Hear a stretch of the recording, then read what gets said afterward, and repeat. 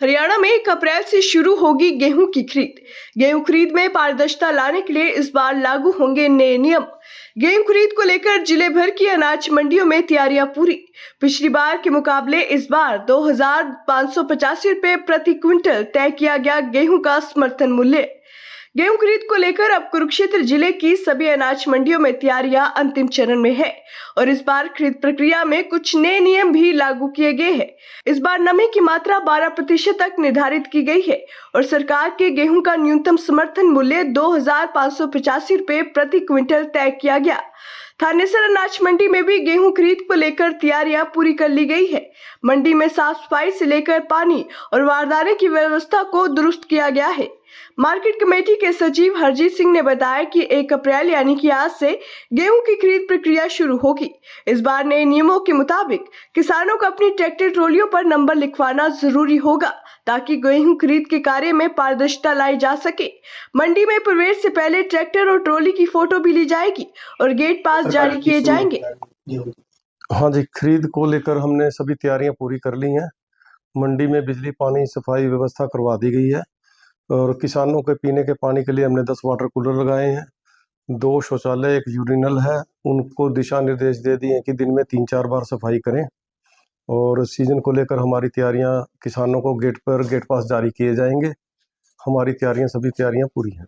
अब की बार कुछ बदलाव भी किए गए हैं, गेट पास वगैरह कटेंगे। हाँ जी, इस बार एक तो बदलाव ये हुआ है भी ट्रैक्टर का नंबर किसान के जो व्हीकल लेकर आएगा, जिस पर अपनी फसल लेकर आएगा, उस पर ट्रैक्टर का नंबर लिखा होना जरूरी है। दूसरा, वो किसान की गेट पर गेट पास के टाइम फोटो होगी ट्रैक्टर पर और उसके बाद वो अपनी फसल डालकर, मंडी में फसल डालकर बायोमेट्रिक करवा सकता है। बायोमेट्रिक के लिए हमने अपने मंडी में 4 स्थान किए हैं। एक तो हमारा मार्केट कमेटी का ई-नेम का है, जहां किसान सहायता केंद्र है, एक तो वहां हम बायोमेट्रिक करेंगे। दूसरा, हम अनाज मंडी की धर्मशाला है, उसमें बायोमेट्रिक होगी। तीसरा, शॉप नंबर 74 पर और चौथा स्थान है हमारा 147 नंबर शॉप पर किसान का बायोमेट्रिक करेंगे ताकि भीड़ भी ना लगे और सभी की आराम से बायोमेट्रिक हो जाए।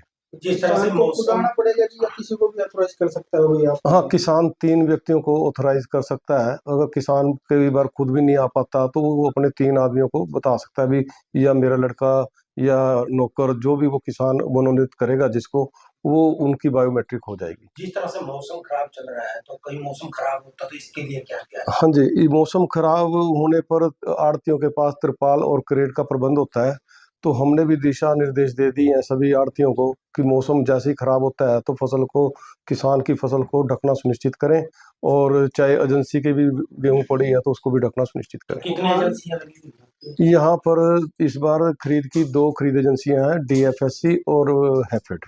उठान को लेकर भी कुछ बैठक वगैरह हुई? हाँ जी, उठान को लेकर भी DC साहब की तरफ से भी दिशा निर्देश दिए गए हैं कि लिफ्टिंग का कार्य तेजी से हो और मंडी में व्यवस्था ठीक बनी रहे, जाम वगैरह की स्थिति ना हो। तो लिफ्टिंग के दिशा निर्देश दे दिए गए एजेंसियों को भी वो ठेकेदारों को निर्देश देकर सख्ती से भी उठान शीघ्र करवाएं। तो अब की बार गेहूं का क्या है, क्या ज्यादा आ सकती है, कितना? हाँ, पिछले साल हमारे पास 10,76,000 क्विंटल के करीब गेहूं आई थी। लगभग हमारा उतना ही अंदाजा है और इस बार थोड़ा मौसम रहा है तो हो सकता है 7-8 तारीख के 10 तारीख के आसपास गेहूं आए। कल से शुरू होगी? हाँ, खरीद क्रिया कल से शुरू हो जाएगी, पर मौसम की वजह से अभी गेहूं को टाइम लगेगा, कुछ दिन ज्यादा लगेंगे इस बार आने में। जो फोटो होगी खेत के मालिक साथ में होना जरूरी है? नहीं, जरूरी नहीं है। जो फसल लेकर आएगा फोटो का और व्हीकल का नंबर उसी से हो जाएगा।